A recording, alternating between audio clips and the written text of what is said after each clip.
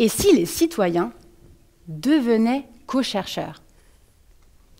Se poser ces questions, c'est se demander qui est légitime pour contribuer à la recherche en santé.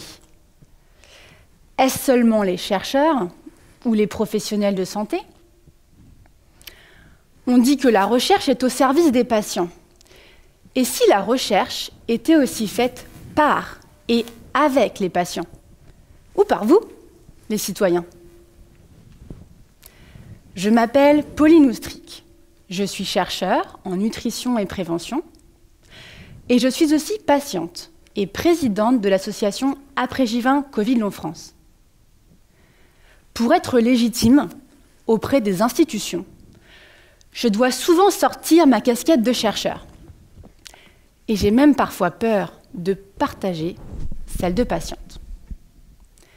Et pourtant, est-ce que ces multiples casquettes ne nourriraient pas un même objectif, celui d'agir pour la santé? Mars 2020, vous vous souvenez? Eh bien, j'ai le Covid, alors que je termine ma thèse en Angleterre. À l'époque, personne ne comprend, car je continue d'avoir des symptômes plus de 4 semaines après l'infection. J'ai des difficultés pour respirer, des problèmes cognitifs, brain fog, acouphènes, des problèmes digestifs, et surtout, j'ai des exacerbations de tous mes symptômes dès que je fais un effort pourtant minime pour une personne de mon âge. Moi qui ai toujours été très active entre danse, course et rugby, oui, du rugby, je ne reconnais plus ma vie. C'est comme sur des montagnes russes, avec des jours où je vais un peu mieux et d'autres où j'ai l'impression d'être en dessous de la mêlée ou écrasée par un camion. Juillet 2020. Après 4 mois d'incertitude et de douleur, on me rapatrie en France, en fauteuil roulant et en ambulance, car je continue de désaturer à l'effort. Je refais des examens qui ne montrent rien. Les médecins doutent et remettent en question mes multiples symptômes, jusqu'à ce que je parvienne à être prise en charge dans un centre post-Covid. Et là, un médecin du sport objective enfin certains de mes symptômes. J'ai une dysautonomie, c'est-à-dire un dysfonctionnement de mon système autonome qui gère normalement automatiquement ma tension, ma fréquence cardiaque ou ma respiration. Et là, c'est seulement le début d'un très long parcours avec beaucoup d'errance médicale pour faire reconnaître tous mes symptômes que l'on appelle le Covid long. Une reconnaissance par le monde médical, mais aussi par le monde dans lequel on vit, les proches, la famille, l'employeur. Ce qui me marque le plus, c'est que dans les médias et partout autour de moi, le Covid long n'existe pas. Je n'ai ni un Covid léger, une simple grippette, ni un Covid sévère qui nécessite une hospitalisation sous oxygène. Et ce sont les seules formes reconnues officiellement. Pourtant, on sait déjà très bien qu'une même maladie ou un même virus peut affecter les gens différemment. C'est ce qu'on appelle la variabilité individuelle. Et c'est d'ailleurs ce que j'étudie pendant ma thèse sur le comportement alimentaire pendant la perte de poids. J'ai pu montrer que soumis à un même régime alimentaire ou une restriction calorique, les individus réagissent différemment. Et c'est cette variabilité que je veux aussi comprendre dans le Covid long. Ma casquette de chercheur me pousse alors à documenter ce qui m'arrive. Je partage pour la première fois sur les réseaux sociaux ma situation, à 8 puis à 16 semaines. Et là, je me rends compte que je ne suis pas seule. De nombreux patients rapportent sur les groupes les symptômes prolongés, le handicap au quotidien et surtout la difficulté d'être prise en charge car nos symptômes sortent du cadre établi. Et là, suite à mes messages LinkedIn, je reçois une réponse de Mimile28, ou plus précisément Mylène. Et ce message va changer le reste de ma vie.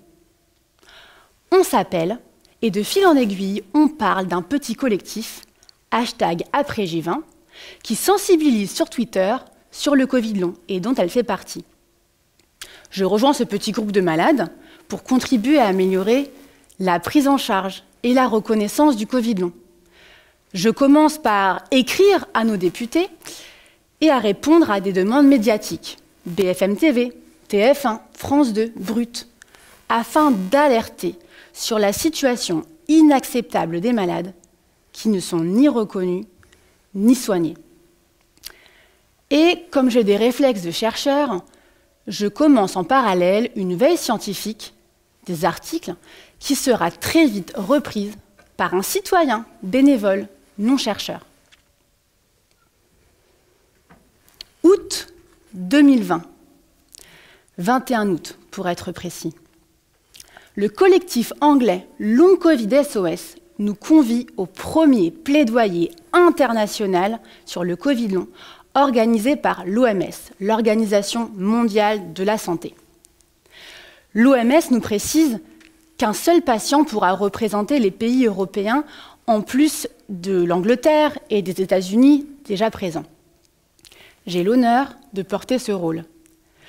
Je contacte alors sur notre petit groupe WhatsApp de patients engagés l'Espagne, l'Italie, la Finlande, afin de résumer la situation et le besoin des patients en Europe. Je me rends compte que les besoins de ces patients convergent et peuvent se résumer en 4 grands piliers. La reconnaissance, les soins, la communication et la recherche. Et suite à cette réunion, l'OMS reconnaît enfin officiellement le Covid long. Et c'est là aussi que je me rends compte de notre importance en tant que patient. La reconnaissance de cette maladie, le Covid long, par l'une des plus grandes instances de santé internationales, résulte de l'initiative des patients. Mais sans recherche en France sur le sujet, nous ne pourrons trouver des traitements. Je contacte alors des médecins qui prennent en charge les patients atteints de Covid long et qui en témoignent dans la presse. Mais pour pouvoir travailler avec eux, avec les institutions ou faire des projets de recherche, nous devons former une association de loi 1901. Je le propose donc à notre petit collectif. Et c'est là que commence une aventure humaine et scientifique qui dure depuis plus de 3 ans. Notre histoire illustre pleinement le rôle de l'implication des patients et des citoyens dans la recherche en santé. Ce sont en effet les patients qui ont documenté, nommé et défini la maladie du Covid long. Dès décembre 2020, notre association, AprèsJ20 Covid long France, a formé un conseil scientifique pour proposer la première définition du Covid long en France. Cette définition est basée à la fois sur celle des pays internationaux et sur les besoins et retours des patients. Notre association prend pleinement son rôle d'acteur auprès des institutions françaises, en participant à la fois au guide de prise en charge et au comité de recherche. Mais en parlant de recherche, comme vous vous en doutez, nous faisons face à un problème classique, celui de l'absence de financement. Des chercheurs nous contactent pour proposer de participer à leur recherche et de la financer, mais on estime que le problème du Covid long est trop important pour ne pas avoir de financement dédiés nationaux. On sollicite alors le gouvernement. Mai 2021, je suis reçue par le ministre de la Santé, Olivier Véran, qui reconnaît l'importance de nos 4 piliers associatifs et surtout qui sécurise enfin des fonds, plusieurs millions, pour le Covid long. Et là, tout s'accélère. De nombreux chercheurs nous contactent. Nous participons ainsi à plus de 11 projets de recherche avec différents niveaux d'implication, allant de la simple relecture du protocole au partenariat. Notre rôle en tant que patient est de s'assurer que les besoins des patients et les spécificités de la maladie, comme les exacerbations de ces symptômes post-effort, sont bien intégrés dans la recherche. Un bon exemple, février 2022. Je reçois sur Twitter, cette fois, un message de Guy, chercheur et directeur à l'Institut de santé du Luxembourg, et d'Aurélie, sa doctorante. Ils me proposent de participer à leur article scientifique afin d'apporter mon expertise de patiente.